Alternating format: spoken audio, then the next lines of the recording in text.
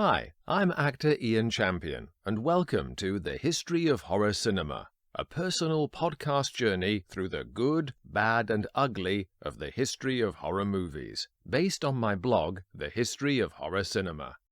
The Black Cat, 1934. Even the Phone is Dead. By the time The Ghoul was released in July 1934 to lukewarm reviews and box office in America, Boris Karloff had already returned to the US. The long-awaited script for The Invisible Man still wasn't ready, undergoing seemingly endless rewrites in James Whale's quest to hit the right tone. Meanwhile, he absorbed himself in a sincere desire to better the conditions for Hollywood film actors. He attended secret meetings to discuss with others how they might replicate the success that Actors' Equity enjoyed in representing theatre members, which had resulted in the first-ever theatre employees' strike in 1919. He and his colleagues knew they would have to bide their time until movie producers made the kind of exploitation mistakes that would persuade the stars to join forces with them into a powerful enough body that could be taken seriously.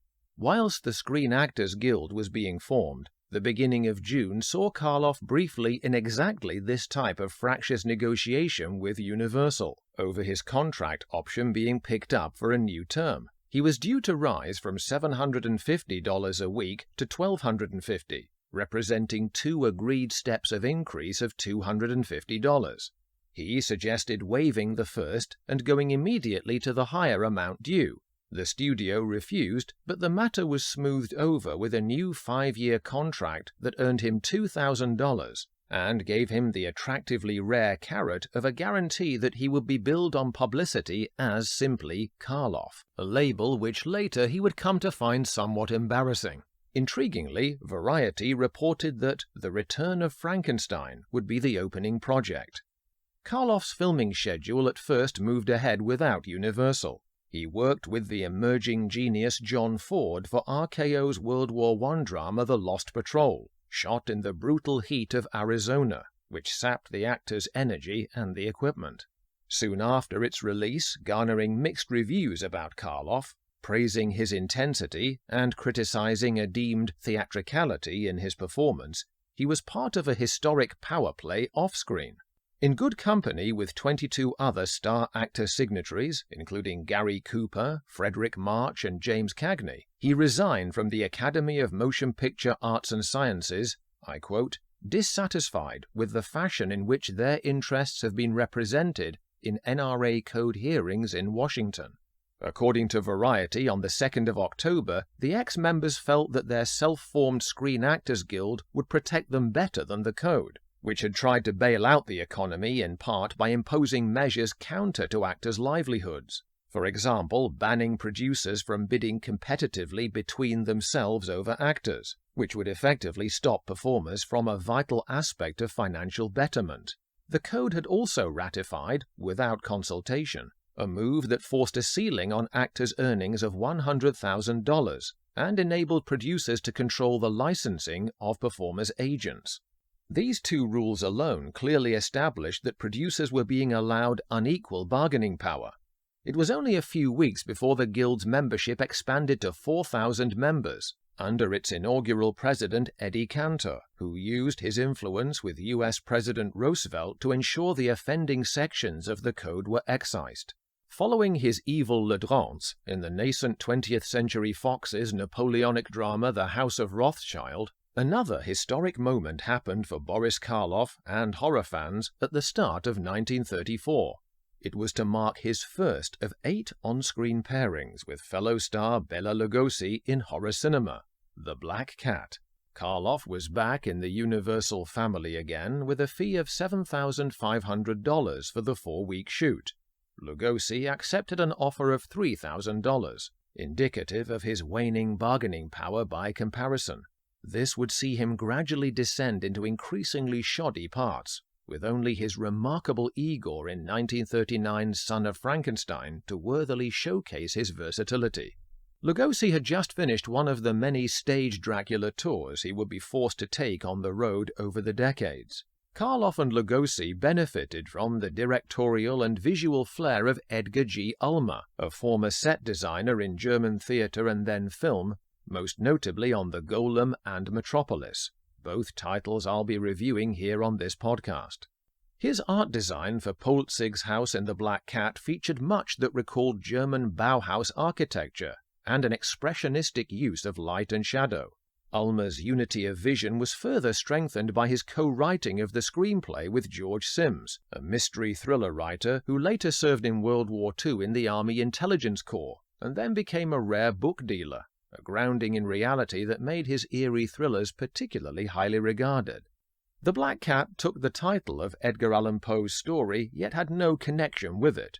Instead, it was partly inspired by a court case surrounding famous British occultist Aleister Crowley, the self-styled Great Beast 666, whose far-reaching influence extended to include appearing as one of the 20th century's cultural icons on the cover of the Beatles album Sgt. Pepper's Lonely Hearts Club Band. Stephen Jacobs' superb biography, Boris Karloff, More Than a Monster, details how Crowley had taken umbrage at the reference in his friend Nina Hammett's autobiography, Laughing Torso, that he was supposed to practice black magic, and the inhabitants of the village were frightened of him. Crowley sued for libel on the basis that his was the more benign white magic. However, his case was thrown out after an occult student of his in Sicily, Betty May Loveday, testified that her husband died as the result of a ceremony involving drinking the blood of a sacrificed black cat. Ulmer and Sims were inspired to blend some of this grisliness into the creation of Hjalmar Polzig, Austrian architect extraordinaire and black magic devotee played by Boris Karloff. With his stone-faced demeanor, black gown topped with an occultish pentagram necklace, and hair oiled to a widow's peak, he is every inch the secret Satanist, aided by Jack Pierce's much simpler makeup than for previous horror roles. The other blueprint in creating the character was the real-life German architect Hans Polzig. Lugosi, meanwhile, is allowed a pleasing change of pace into a more humane, even heroic figure, that of Dr. Vitus Verdegast. With names like this, perhaps the writers were masquerading as practicing sadists to actors, too. His character is a prominent Hungarian psychiatrist who suffered the devastating loss of his wife and has only recently been released from the ravages of 15 years in a Siberian prison camp. After 15 years, I have returned. This underlying deep-seated trauma was based on Ulmer's study of the PTSD effects upon survivors from the French fortress Douaumont following World War I. Despite the heavyweight aspect to the material, Ulmer found Karloff bringing a continual levity pre-take to a part he struggled to regard seriously, whereas Lugosi exuded an intensity of passion that Ulmer had to judiciously cut away from at times. Due to a booking mix-up on a train to Hungary, Verdegast is forced to share a compartment with a canoodling honeymoon couple, writer Peter and his wife Joan Allison, David Manners and Jacqueline Wells. Although Manners had already been the 1931 Dracula's John Harker opposite Lugosi, a residual aloofness of manner from the older actor discouraged Manners from a friendship off-camera. Nevertheless, Lugosi portrays Verdegast as a tweedy, avuncular gentleman of impeccable manners, and unlike almost all of his recent post-Dracula roles, this is not a pose that dissolves to reveal a stiff, glowering Svengali of evil. When the new friend's bus crashes, hurting Joan, it forms a useful plot device to gather all three together at Polzig's home, a friend of Verdegast, built on the foundations of Polzig's old command post of Fort Marmaris. Their host appears with a strident music cue, and the forbiddingly focused gravitas of Karloff that enables Lugosi to play more humanely opposite him by contrast. Joan is put to bed, and treated by Verdegast with the hallucinogenic hyoscine. The young couple are thus not privy to the seething real animosity Verdegast has nurtured toward Polzig since the war. His home, built upon the masterpiece of war, the masterpiece of destruction. Polzig had given up the fort to the Russians, sacrificing 10,000 soldiers, and now Verdegast is back to kill your soul, slowly. It's amusingly ironic to note, as David Scarl points out in The Monster Show, that Vitus Verdegast literally translates as life becomes guest. He demands to know where his wife Karen is, which Polzig perversely satisfies by showing her dead body perfectly preserved on display in a glass cabinet. This morbid sight overcomes Verdegast with grief. Polzig argues that his gallery of others like her are the living dead, preserved as though they are still alive. Good thing he doesn't yet know that Polzig also sleeps with her beautiful blonde identical double daughter. There's only so much a concentration camp survivor can take on his release. When Joan enters in somewhat of a trance state, the sight of a black cat causes Verdegast to react with fear. Polzig tells his guests that Verdegast has a serious phobia of cats, whom Verdegast feels are deathless as evil. There's a tangible atmosphere of death over the whole film, in fact, an unshakable funereal fog of mourning that works very well. The theme is constantly referenced by the two combatants, who eventually settle down to the literal game of chess that they've already metaphorically begun since Verdegast arrived. They agree that the safety of the Allisons will be the stake. Verdegast also introduces another lit fuse to keep things darkly simmering. He reminds Polzig's undertaker-like major domo, Egon Brecher, who is secretly working for him, that the house sits on top of a colossal store of dynamite.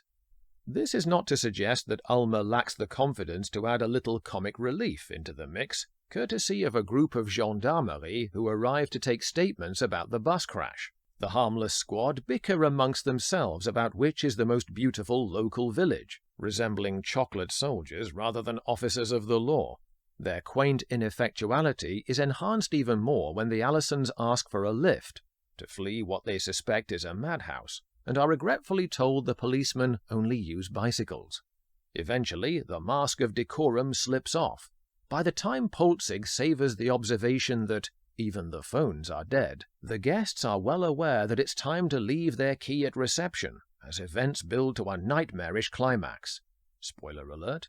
Joan is carried away by the hulking manservant Tamal, Harry Cording, while Polzig plays the toccata and fugue in D minor, signaling his Phantom of the Opera ghoulish intentions. He presides over a well-attended underground black magic ritual, the Rites of Lucifer, while Joan is visited in her room by Karen's namesake daughter. Somehow Polzig knows this, and breaks away from demonic business long enough to reprimand Karen in a genuinely unnerving, off-screen fatal reprimand from which she shrieks. Such is Karloff's unholy energy that it takes Tamal and Verdegast to bring him down, seized even as Verdegast is by the grief-fueled anger of seeing his daughter on the slab at the hands of Polzig. Those who think Lugosi has been neutered in this film need have no fear. He suspends Polzig on his own rack, stripping him of his shirt, in a screenshot made famous in a number of books about horror movies. He teases his captive with, "Did you ever see an animal skinned, Hjalmar?" He is thwarted by a misconceived shot in the back from Peter, but this inspires a new height of refreshing heroism that Lugosi may never have achieved on screen again. After urging the couple to go, he flips the switch that primes the dynamite, and with the satisfying epitaph, "It has been a good game," he blows up the house, Ulmer making what seems cunning use of World War I trench explosion stock footage. In a train epilogue, Peter reads to Joan a review that accuses his novels of being far-fetched. Not that we care, as we've just seen a bravura example of lead horror actors enjoying an entertaining battle of wills, discarding the humdrum need for realism. The Black Cat was originally completed in less than 3 weeks of the allotted 4, but under pressure from the MPPDA, Motion Picture Producers and Distributors of America, Ulmer had to reshoot sequences and excise others to tone down the more enthusiastic focus on occult sensationalism, such as the graphic flaying of Polzig by Verdegast, and, I quote, "a derogatory reference to Czechoslovakians as people who devour the young." Ulmer's daughter recalled, though, that the hint of necrophilia in Polzig's corpse preservation kink had sneaked in under the code's radar. On release, it generated almost $250,000, in spite of the New York Times and Variety praising Karloff and Lugosi, but criticizing it over-harshly for an oppressively thick atmosphere and story unoriginality. Even so, it became the studio's biggest hit of 1934. thus proving it was a good enough game.